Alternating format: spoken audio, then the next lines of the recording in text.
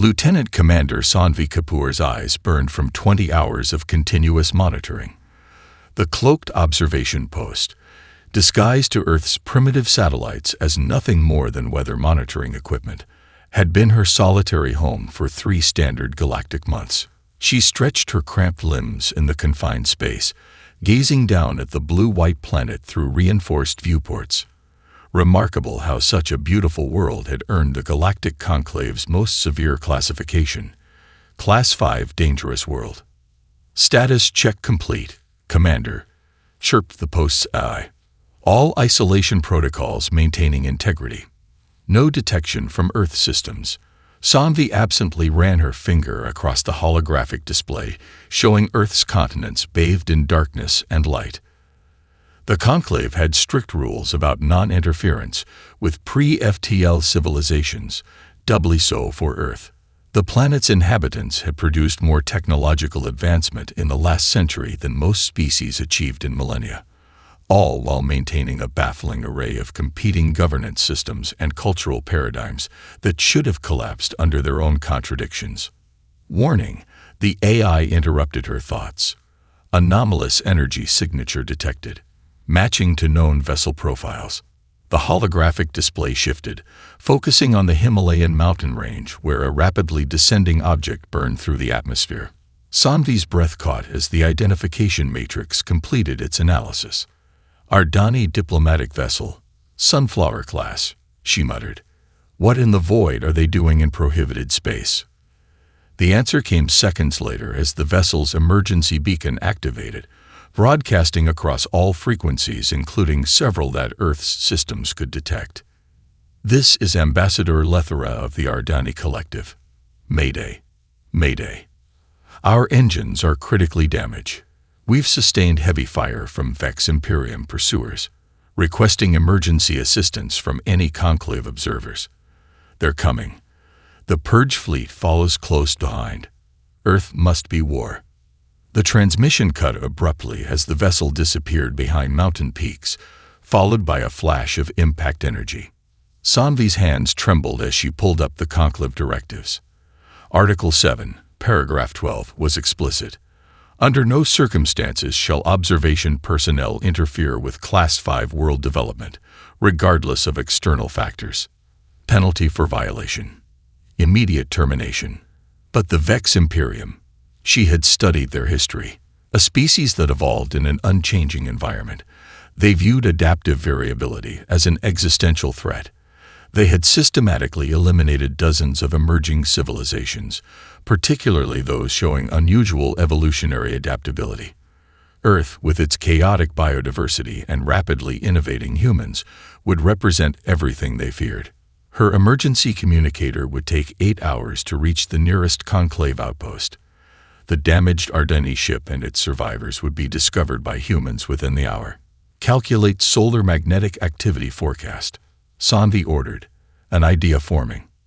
Unusually high solar flare activity predicted within the next 17 minutes. The AI responded. Electromagnetic interference will reach peak levels shortly thereafter. Perfect. Just enough interference to mask a descent pod signature from both Earth's detection systems and any pursuing Vex scouts. Sanvi activated the emergency evacuation sequence, overriding the safety protocols. Record final log entry, she commanded as the pod prepared for launch. I hereby acknowledge violation of Conclave Directive 7-12. The Vex Purge fleet approaches Earth, warning the planet takes priority over preservation protocols. The AI's protests faded as the pod ejected, creating a spectacular aurora visible across Asia. As Sanvi plummeted toward the Himalayas, she knew 3 absolute truths. She had just ended her career. She had likely signed her own execution warrant. And Earth's first contact was about to occur in the worst possible way. Tenzin Dorje had been guiding climbers through the Annapurna Range for 15 years, but he'd never seen anything like the lights that erupted across the pre-dawn sky. Ribbons of green and purple undulated above the peaks, followed by a streak of fire that disappeared behind the eastern ridge. Meteor? Asked Jessica, an American physicist who'd been photographing the phenomenon. Too controlled, Tenzin replied, his experienced eyes tracking the object's deliberate trajectory. Whatever it was, it changed direction twice. He raised his binoculars, spotting a plume of smoke rising beyond the ridge. "There's something down there." The radio at his belt crackled to life. Reports flooded in from other guides across the range. The anomalous lights, the falling object, strange electromagnetic interference disrupting communications. "We should return to base camp," suggested Raj, his assistant guide. "You take the clients back," Tenzin decided, already packing his emergency medical kit. Something crashed, which means someone might need help. 3 hours of grueling climbing later, Tenzin crested the ridge and froze. Below him, a massive tear had been gouged into the mountainside, littered with fragments of a metallic structure unlike anything manufactured on Earth. Steam rose from cooling alloys, and what appeared to be writing in an incomprehensible script adorned the larger pieces. But it was the bodies that spurred him into action. 4 figures sprawled across the snow. As he scrambled down the slope, the impossible nature of what he was seeing became clearer. Their bodies were roughly humanoid, but with copper-toned skin that reflected light in patterns that suggested embedded circuitry. Each possessed 4 arms and elongated skulls with no visible ears. Without hesitation, Tenzin knelt beside the nearest figure, his emergency medical training overriding his shock. The being's chest moved in shallow breaths, alive then. But where was the blood? The liquid seeping from a gash in its torso was clear with swirls of blue luminescence. Tenzin pulled off his pack, improvising with his climbing gear. He used pitons to secure what appeared to be a shattered limb, climbing tape to bind leaking wounds, and his thermal blanket to counter what he recognized as symptoms similar to hypothermia. The high-altitude medicine courses he'd taken gave him the presence of mind to adapt. The being's respiration seemed accelerated compared to humans. He adjusted his approach accordingly, checking what he assumed were vital points. "It's okay," he said soothingly, despite knowing they couldn't understand. "I'm here to help." To his astonishment, one of the beings, smaller than the others, perhaps younger, watched him intently, then mimicked his hand movements.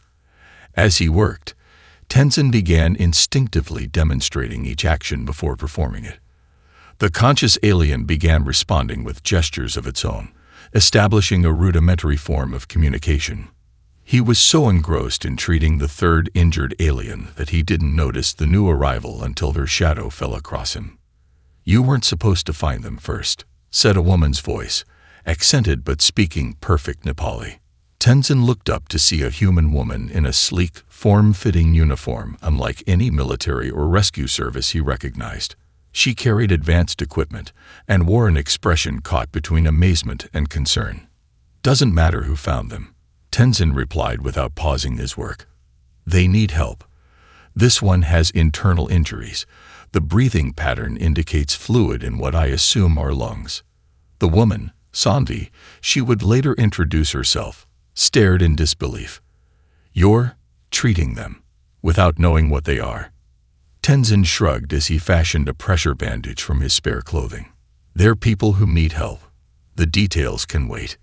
In the distance, the distinctive thrum of helicopter rotors echoed between the peaks. Sanvi's expression darkened.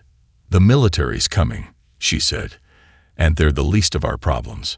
The conscious alien suddenly gripped Tenzin's arm with surprising strength, making a series of urgent gestures toward the sky. The military helicopters appeared over the ridge like predatory birds, their rotors slicing through the thin mountain air. Sanvi cursed under her breath and activated a device on her wrist. A translucent dome of shimmering energy expanded outward, encompassing the crash site. "Perception filter," she explained, noting Tenzin's bewildered expression. "They'll see an avalanche site, nothing more, but it won't fool them for long." The conscious Ardani, the one Tenzin had established rudimentary communication with, gestured frantically toward a damaged section of the vessel. Following its lead, Sanvi extracted a crystalline device and pressed her palm against its surface. Holographic symbols erupted in the air between them.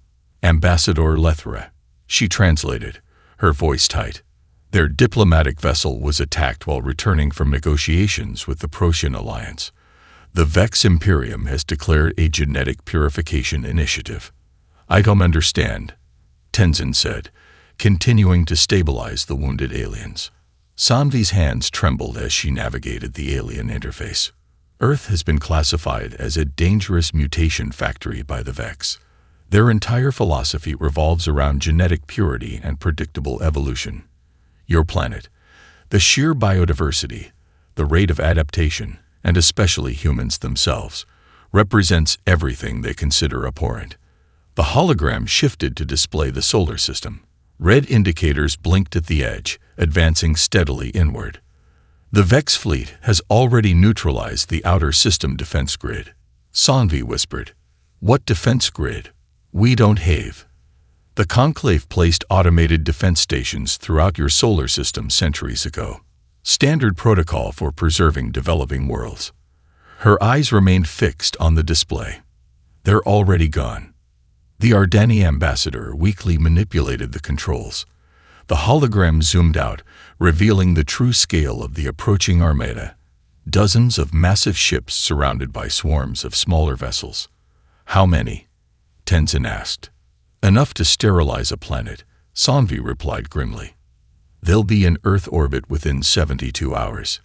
Below them, the first military vehicles were navigating the treacherous mountain roads toward their position. Sanvi made a decision.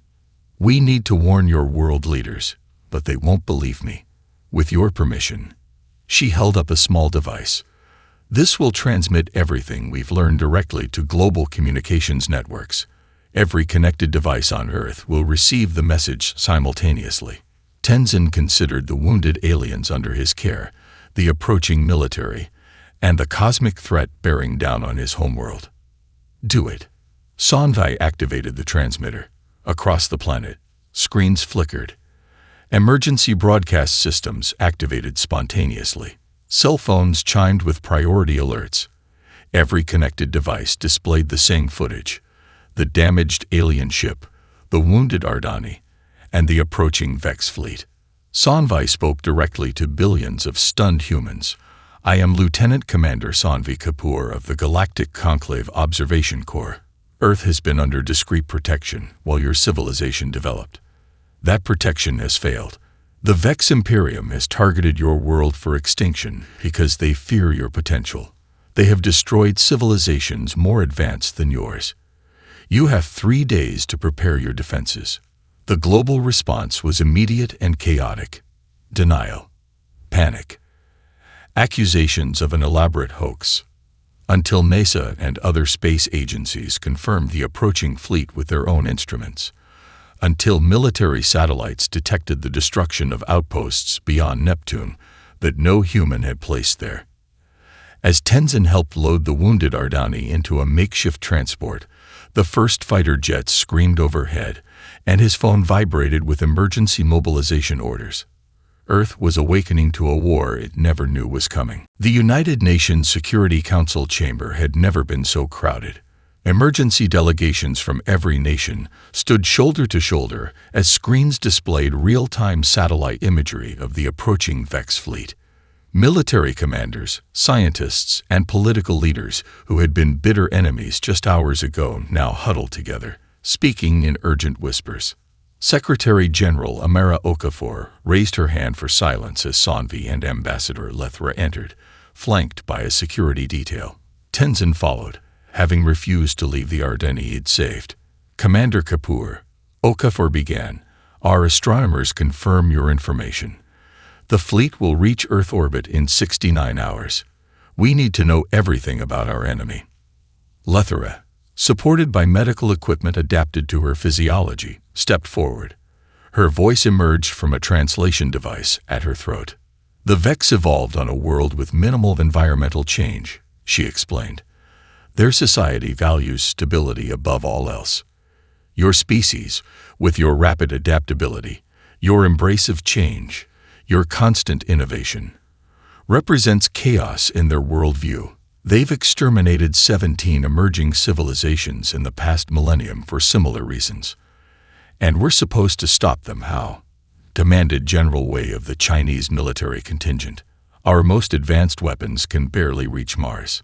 "Because you've never had to fight beyond your atmosphere," Sanvi interjected. "But you possess technologies that can be rapidly adapted."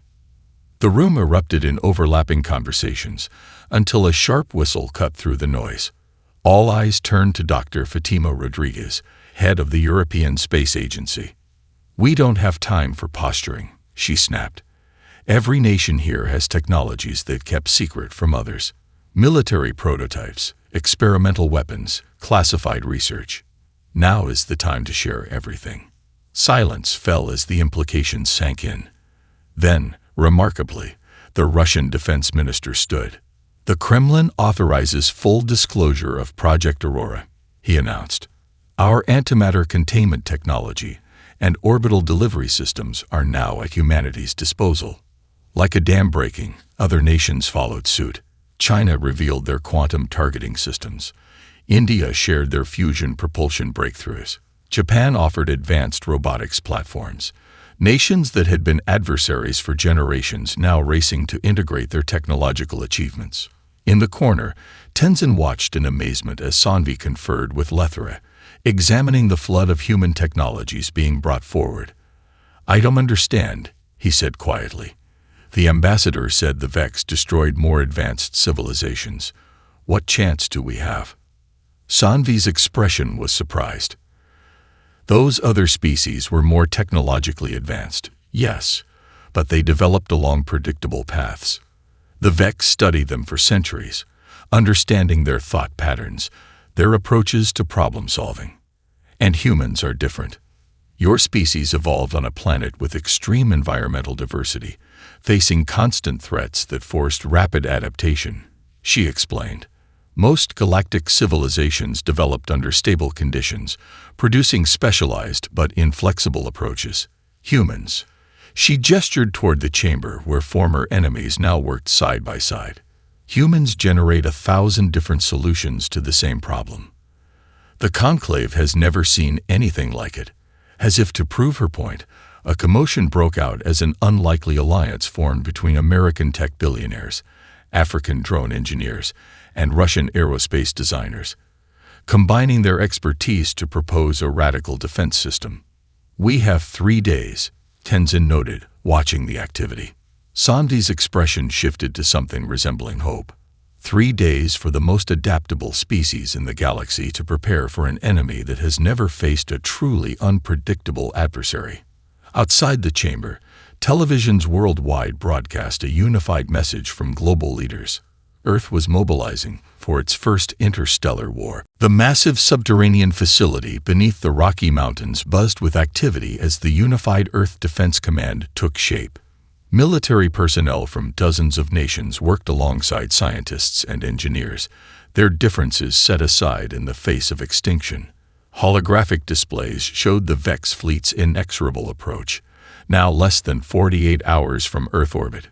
General Sarita Kaur, the newly appointed Supreme Commander of Earth's defenses, studied the tactical projections with Sanvi and Ambassador Lethra at her side. "We've consolidated our assets," Kaur reported. "Every nuclear submarine has been retrofitted with modified ICBMs capable of exoatmospheric deployment. Satellite networks have been weaponized. Ground-based laser and microwave arrays are operational." Sanvi shook her head. "It won't be enough. The Vex outmatch you in every conventional metric."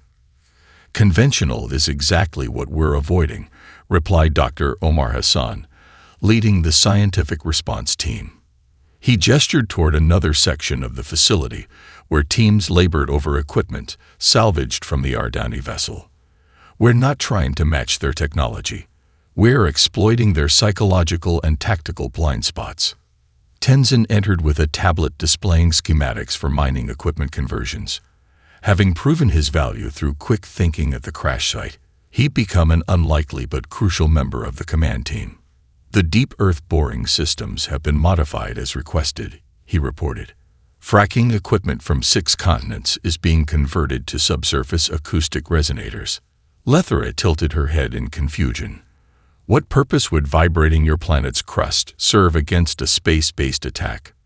Kor smiled thinly.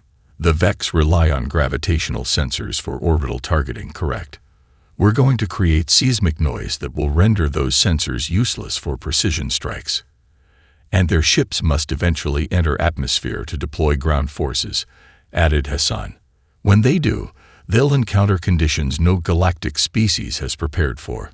Coordinated electronic warfare from decentralized sources, atmospheric delivery of corrosive compounds specifically tailored to their hull materials, and environmental hazards they've never encountered. The ambassador studied the humans with growing astonishment. You've developed all these countermeasures in less than 30 hours. We've spent millennia fighting each other, Tenzin explained softly. We're simply applying what we already knew to a different enemy. On the main display, satellite imagery showed the global mobilization. Civilian cargo ships being fitted with experimental electromagnetic pulse generators, wind turbine farms reconfigured as passive radar arrays, agricultural drones reprogrammed for high-altitude reconnaissance. Most importantly, Kor continued, we've organized our command structure to be resilient against decapitation strikes. The Vex expect hierarchical resistance they can neutralize by eliminating leadership. Instead, they'll face distributed resistance from independent cells operating under general guidelines rather than specific orders. Sanvi's expression reflected dawning realization. You're not fighting a conventional war. You're organizing a planet-wide insurgency. Exactly, Kor confirmed. The Vex evolved in a stable environment and built a society that values conformity.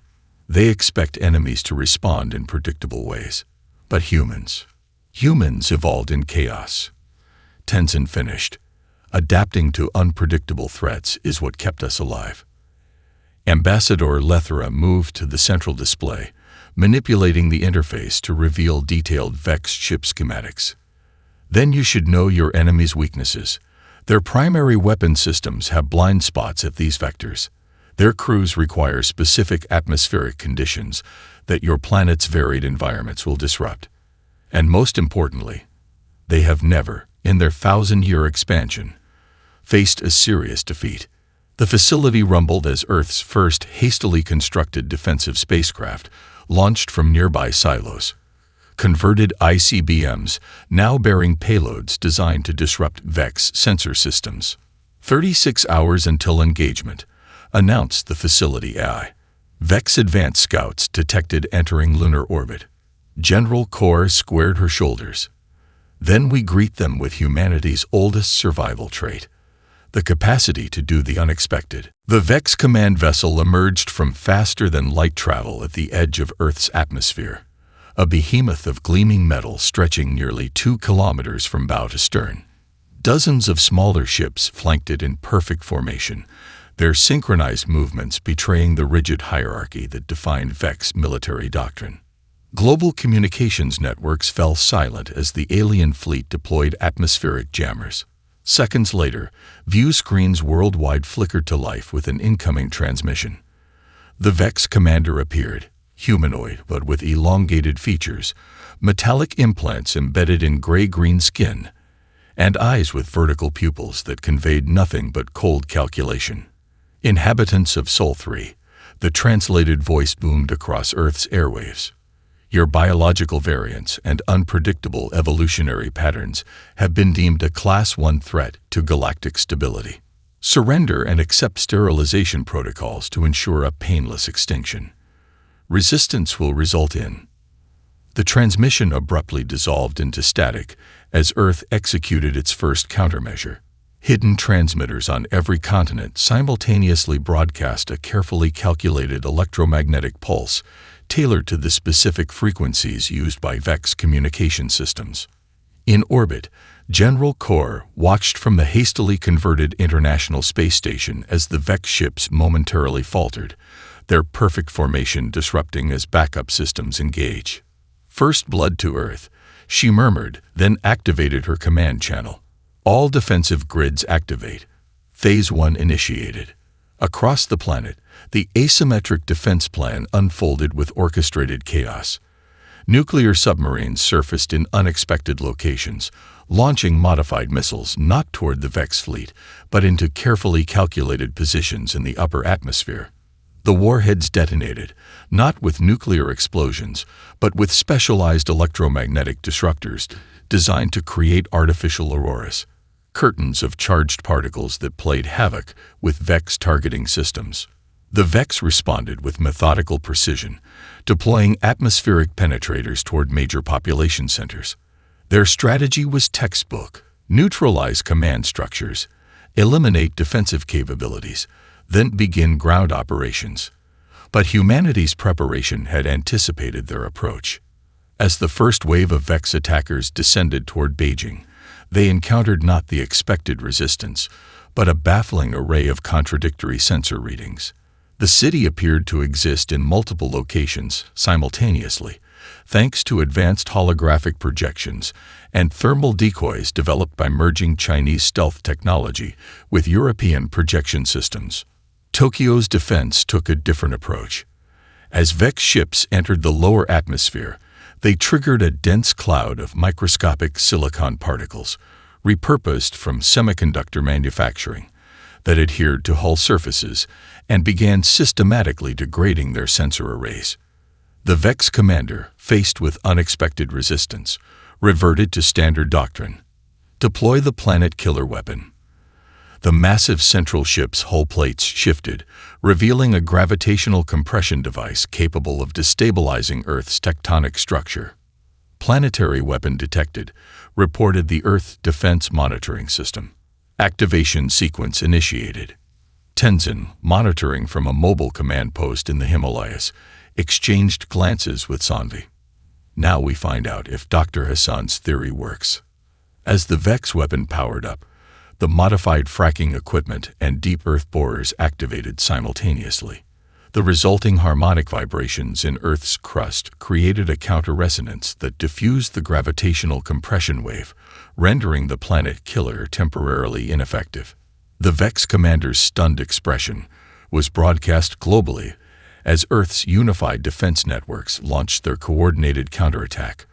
Repurposed civilian satellites firing kinetic impactors, ground-based laser arrays targeting vulnerable hull sections identified by the Ardani, and the first wave of Earth's hastily constructed fighter craft rising from hidden bases.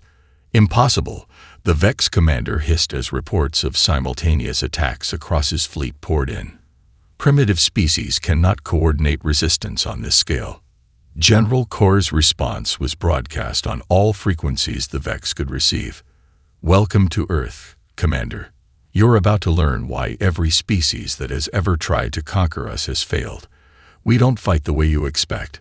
We don't think the way you predict. And we're just getting started.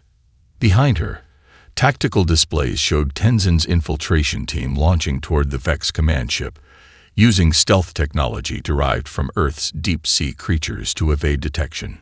The battle for humanity's survival had begun. The zero-gravity assault team floated silently through the debris field surrounding the Vex command vessel. Tenzin led the unlikely coalition: Nepali mountain climbers, Brazilian jungle warfare specialists, Finnish Arctic survival experts, and Kenyan long-distance scouts, each chosen not for traditional military credentials, but for adaptability in extreme environments. Approaching entry point, Tenzin whispered into his comm unit. The retrofitted diving suit, adapted from deep-sea exploration technology, regulated his breathing while masking his thermal signature. Status report. The responses came in succession, each team member confirming readiness in their native language, instantly translated through earpieces developed by merging Ardani communication tech with Earth linguistic software. 20 kilometers below, Earth's surface erupted in coordinated defensive strikes. Converted mining lasers fired from mountain ranges worldwide, creating a deliberate light show that drew Vex attention downward, away from the infiltration team. Inside the Vex command vessel, the Supreme Commander reviewed battlefield analytics with mounting confusion.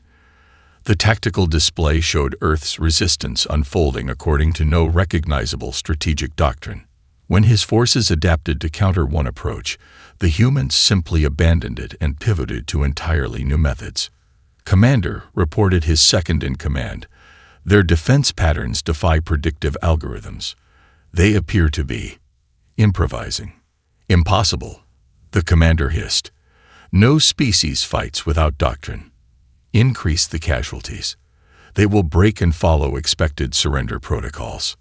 On Earth's surface, the Vex deployed their second-phase attack, atmospheric dispersal of nanoscopic hunter-killers designed to infiltrate command structures and eliminate leadership. But the humans had already dispersed their command nodes based on insights from Ambassador Lethra. When the hunter-killers breached the Pentagon, Kremlin, and other military headquarters, they found only holographic decoys and automated systems. Meanwhile, Tenzin's team reached the external hull of the command vessel. The climber in him immediately recognized the microscopic irregularities in the seemingly smooth surface. Perfect handholds for someone trained to find purchase on sheer mountain faces. Apply the thermal adhesive, he instructed, as team members pressed specially formulated compounds against the hull. The material, developed by combining Antarctic Research Station insulation with volcanic vent biology studies, created localized temperature differentials that stressed the hull metal. On the other side of the planet, the coordinated cyber attack began. Millions of civilian programmers worldwide launched exploits against Vex systems, using approaches no galactic civilization had conceived. Brute force algorithms inspired by evolutionary biology, quantum entanglement disruption based on music theory, and signal interference patterns derived from bee communication studies. General Kaur monitored the chaos from her mobile command post, now hidden in an underwater research station off the Australian coast. The infiltration team is in position, reported her aide. Cyber offensive showing initial success. The Vex fleet's synchronization is deteriorating. Kaur studied the tactical display showing the Vex ships' increasingly erratic movements. They're reverting to contingency protocols. Alert all units. Expect increased aggression, but decreased coordination. Inside the Vex vessel, alarms blared as systems failed across multiple sectors. The commander abandoned standard doctrine, activating the ship's ultimate weapon, a reality-phasing device capable of shifting matter into another dimensional plane. Target their largest population centers, he ordered. Let them watch their people disappear into void space. The weapon powered up, its energy signature detected by Earth's monitoring systems.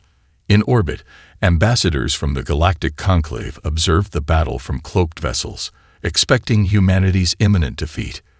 At that moment, Tenzin's team breached the command vessel's hull, emerging into an atmosphere that burned their lungs despite filtration systems. 2 team members collapsed immediately, but the others pressed forward, their bodies already adapting to the toxic environment through hasty genetic modifications developed by Earth's combined medical research teams. We've reached the primary conduit, Tenzin reported through labored breaths, placing charges developed by combining conventional explosives with Ardani energy principles. Detonation in 30 seconds. The Vex commander felt the deck shudder beneath his feet, an impossibility given the ship's structural integrity fields. Then he realized the horrifying truth. Humans had somehow reached the command vessel itself. How? He demanded of his tactical officer. No species would sacrifice their lives on a suicide mission with such minimal chance of success. As if in answer, Tenzin's voice broke through on all Vex communication channels, carrying the simple message that would be remembered for generations. That's the difference between us, Commander. You fight because you expect to win.